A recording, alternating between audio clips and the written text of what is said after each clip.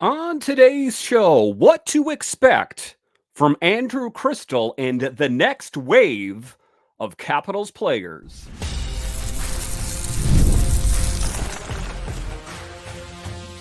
Your Locked On Capitals, your daily podcast on the Washington Capitals. Part of the Locked On Podcast Network. Your team every day. Well, hello and welcome into this edition of Locked On Capitals. I'm so glad you decided to join me today. As always, this podcast is free and available on all the major platforms, including the SiriusXM app and on YouTube. And I want to thank you for making this your first listen each and every day. My name is Dan Holme. I've covered the Capitals for the last 3 seasons for Locked On and various other outlets before that. I'm also the host of the weekly show called The Capitals Minutecast, available wherever you find your podcasts. You can find me on Twitter. It's at DanCaps218. You can find the show on Twitter. It's at Locked On Caps. And the best way that you can help grow the show is to subscribe to Locked On Capitals on YouTube and comment anything down below. Today's episode is brought to you by Gametime.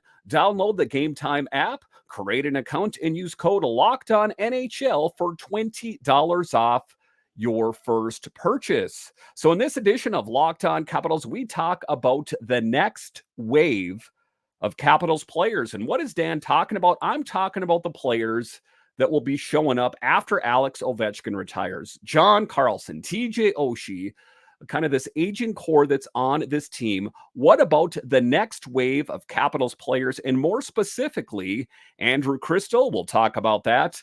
A little bit later, we'll talk about how the camp is starting to fill up for the Capitals as the official start of training camp is right around the corner.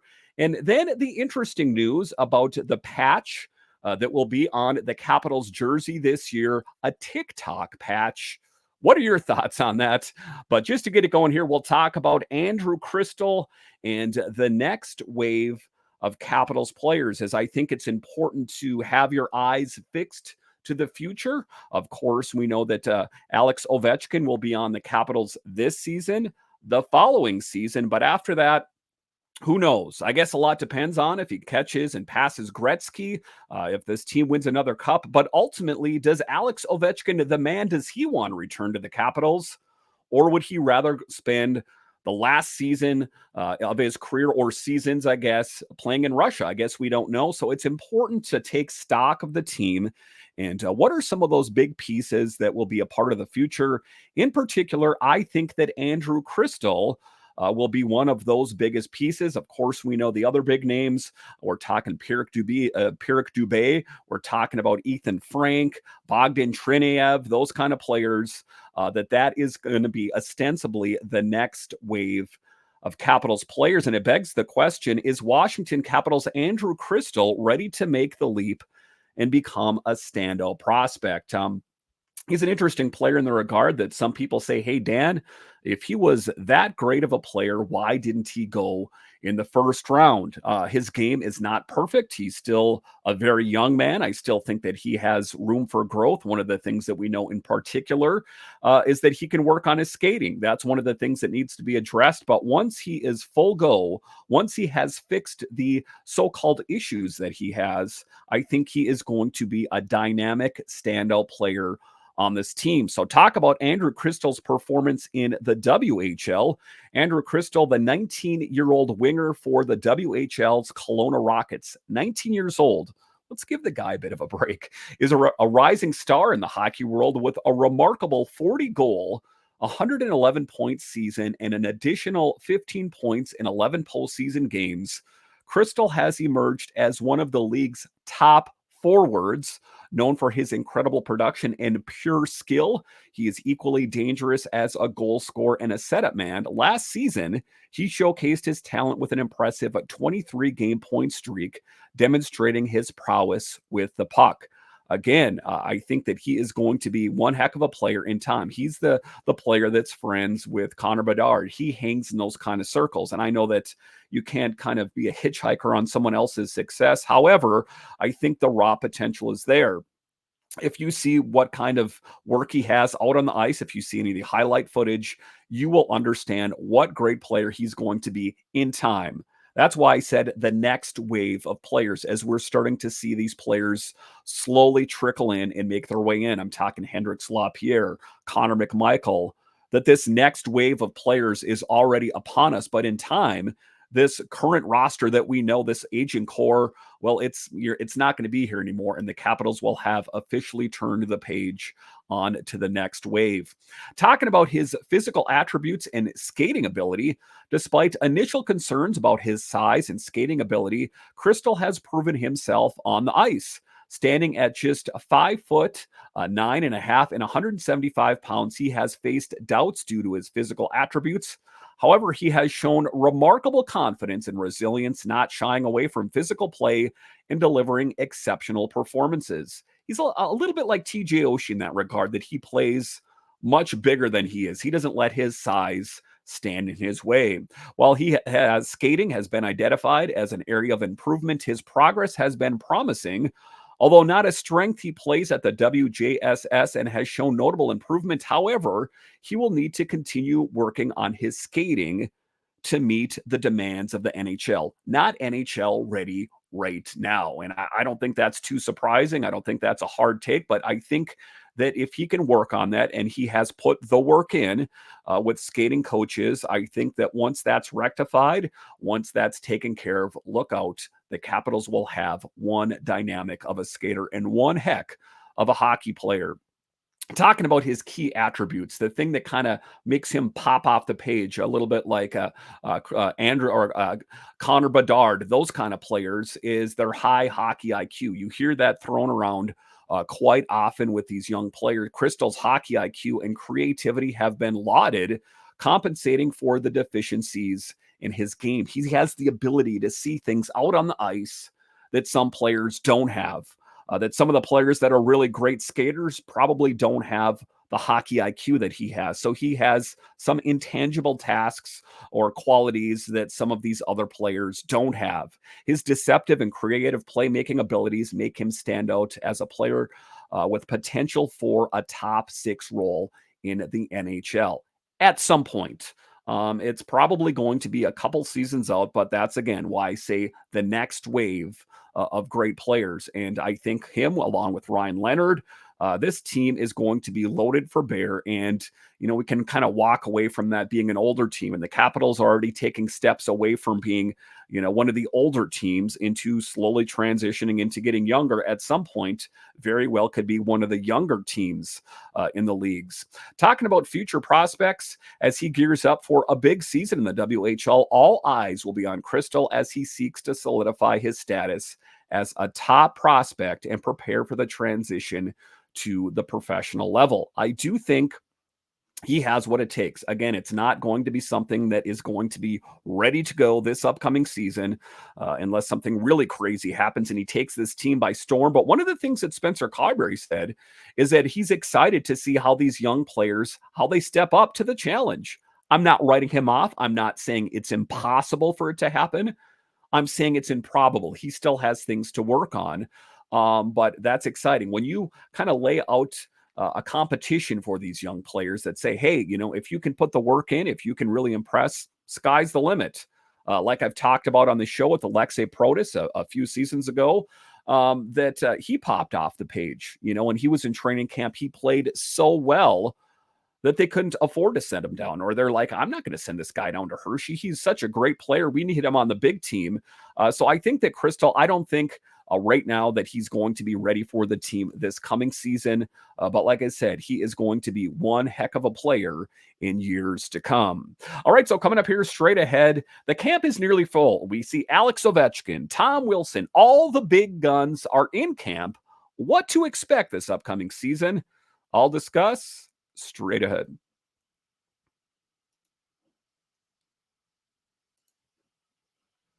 Gametime has a new feature called Gametime Picks that makes getting tickets for your favorite live events even easier. Gametime Picks filters out the fluff to show you only incredible deals on great seats so you don't have to waste time searching through thousands of tickets. And it's frustrating. You hear a lot of the big events coming up. Oasis is back. They're going to be on tour, or your favorite sporting team or your favorite stand-up comedian. Oftentimes it's difficult to find tickets and you're waiting through all these different options. Well, one of the things that I like about Gametime is they take the guesswork out of it. So if I want to see my favorite sports team play, I can do that, and I can do that easy with Gametime. So do that. Take the guesswork out of buying tickets with Gametime. Download the Gametime app, create an account, and use code LOCKEDONNHL for $20 off your first purchase. Terms apply. Again, create an account and redeem code LOCKEDONNHL for $20 off. Download Gametime today. What time is it? Game time.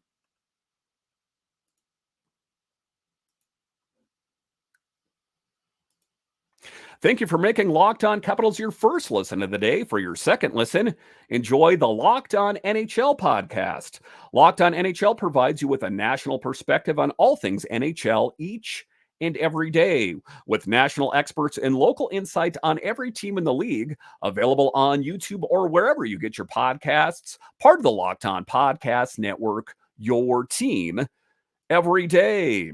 All right, welcome back into this edition of Locked On Capitals, part of the Locked On Podcast Network, your team every day. So the start of training camp is nigh. It's right around the corner, and a lot of excitement surrounds that as we've seen the big guns show up. Who's the big guns Dan's talking about? Alex Ovechkin, Tom Wilson.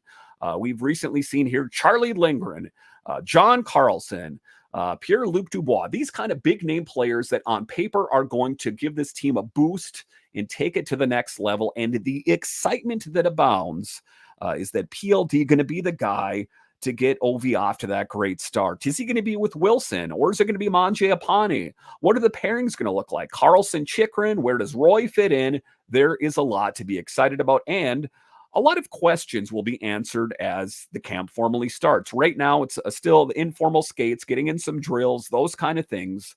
But it's exciting to see these new toys, if you will, if they were worth it. And, what are the things to prepare for? And if you are a fan of the NFL, one of the things you're starting to see into focus already is these teams that were loaded for bear. Like, this team is going to be really, really good. What happened in week one? Well, injuries reared their ugly head. That is inevitably going to be the case for the Capitals this upcoming season. Knock on fake wood here that it's not too soon. But it's good that the Capitals have that depth, some big additions, and not to mention, the AHL team, the Hershey Bears, back-to-back Calder Cup wins. I think the Capitals are in a unique and really awesome position in my assessment. But talking about the players that have showed up, like I talked about, that we've already seen Alex Ovechkin, and it's exciting. Even other players, the Washington Capitals have returned from the offseason and have started informal skates at MedStar Complex. Ethan Bear, Tom Wilson, TVR, and others have joined the team for training sessions. This marks Bear's first on-ice participation with the team since entering the NHLPA's Player Assistance Program that he entered in March and officially cleared in April, as confirmed by GM Brian McClellan. Ethan Bear is one of those interesting characters, isn't it? On paper, there was a lot to be excited about, to all the insiders, and how the Capitals landed a really great blue liner. We didn't really see that materialize. Will that be the case this upcoming season? Will Ethan Bear even be on this team this upcoming season? Or if he doesn't pan out, what's going to be the outlook for him? There is a lot at stake. As we know, the blue line is starting to take shape. Where will all these pieces fall into place?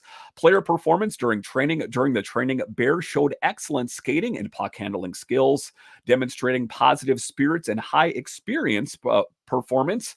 Wilson also made a strong comeback, displaying improved puck control, shooting ability, and physical strength that he worked on during the offseason.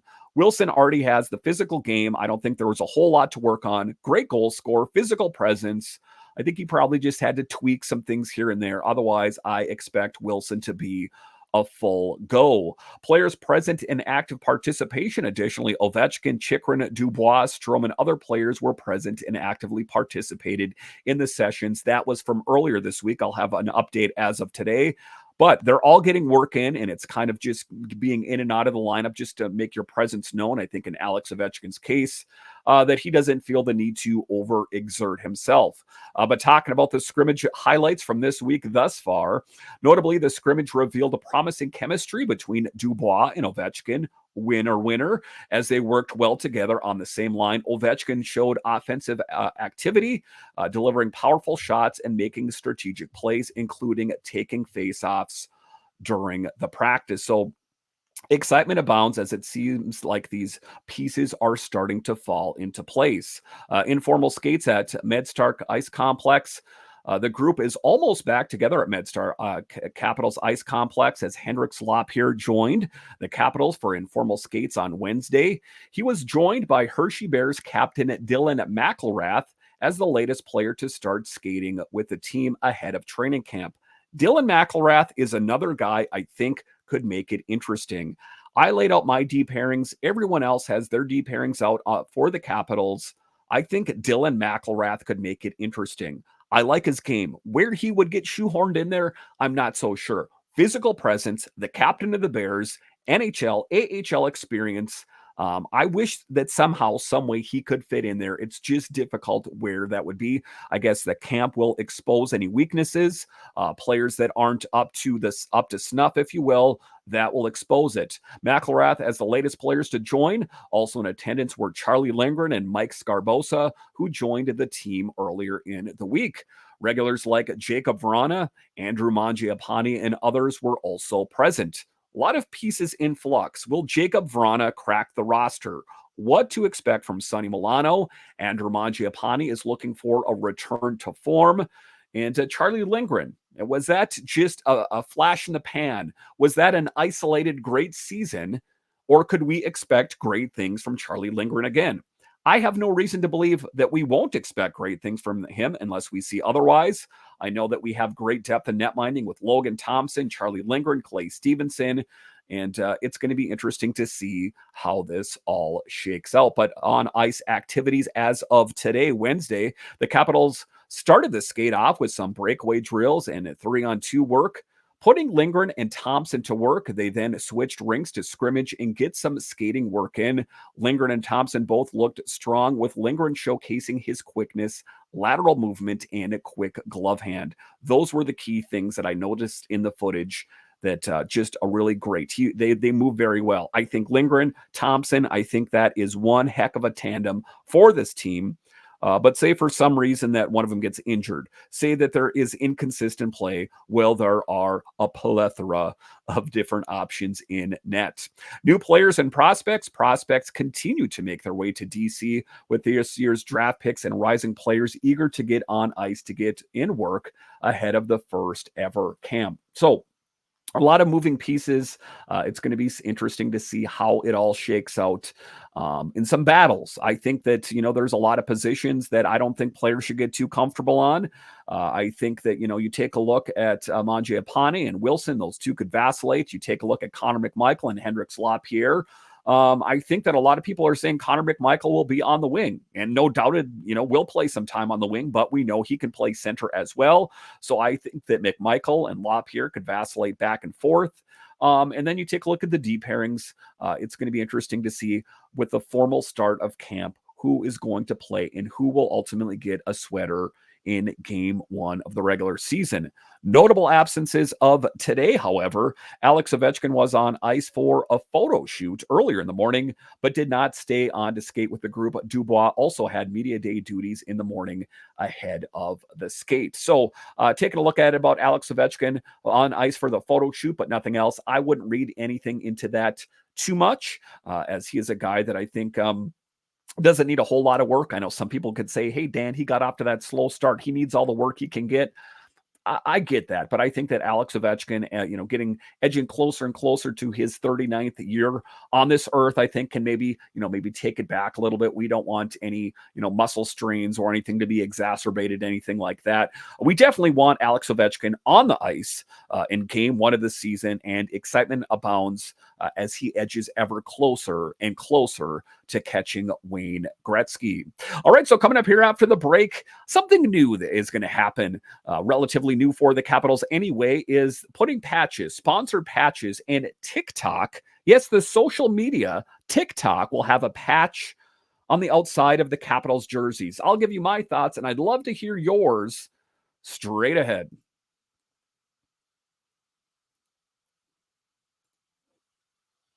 We're driven by the search for better, but when it comes to hiring, the best way to search for a candidate isn't to search at all. Don't search.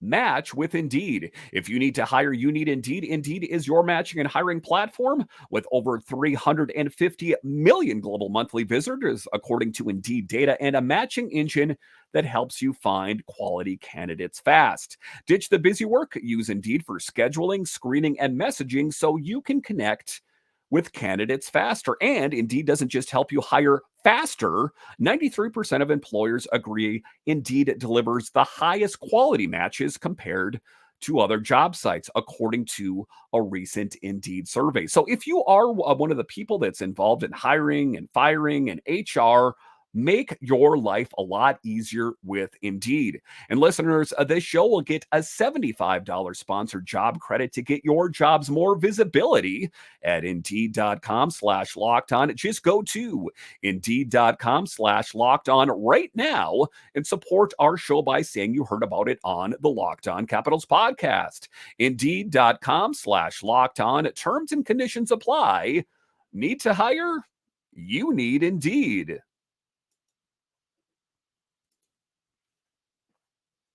All right, welcome back into this edition of Locked On Capitals, part of the Locked On Podcast Network, your team every day. So sponsored patches are something that are out there as an option for teams to have. And the Capitals chose TikTok. Yes, the social media video sharing platform as their patch on the outside. And it's interesting since is certain talk about TikTok going away and what that means, considering that the Capitals will have their 50th anniversary badge on there as well. It seems like it's going to be pretty crowded up front, not to mention the captain, alternate captains, those kind of things, those listings on the front.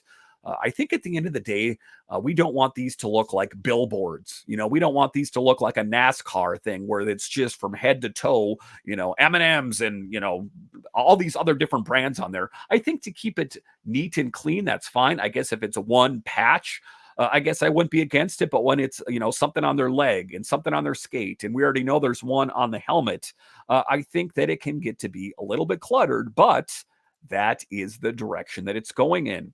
Talking about new jersey features and sponsors, the Washington Capitals have unveiled their new jerseys for the upcoming season, featuring advertisements on both home and road jerseys, as well as the 50th anniversary patch. The team has secured TikTok as the sponsor for the road jerseys, while Caesars Sportsbook will continue to be the advertiser for the home jerseys. The advertisements will be placed on the right chest with the 50th anniversary patch featured on the left chest. So again, you see what I'm talking about here. Hit me up on Twitter at DanCaps218, at Locked On Capitals, or on YouTube, and let me know your thoughts. Is it too much, or is this just a cash grab by the Capitals, by the NHL? I want to know your thoughts as well. For me, it's starting to look a little bit cluttered. I saw some renderings of it. I guess if they keep it just how it is right now, it's not too bad, but I understand that sometimes it can be a slippery slope into just being, like I say, like a NASCAR, just covered all over the place. The captain's letters and patch placement, which is one of my concerns, questions arose about the placement of the ads and patch would affect the positioning of the captain's letters for Alex Ovechkin and alternates John Carlson, TJ Oshie, and Tom Wilson. John Carlson provided insight into the placement as he modeled the jersey at the NHL Media Day, revealing that the letters will remain on the front of the jersey and to the left of the 50th anniversary patch.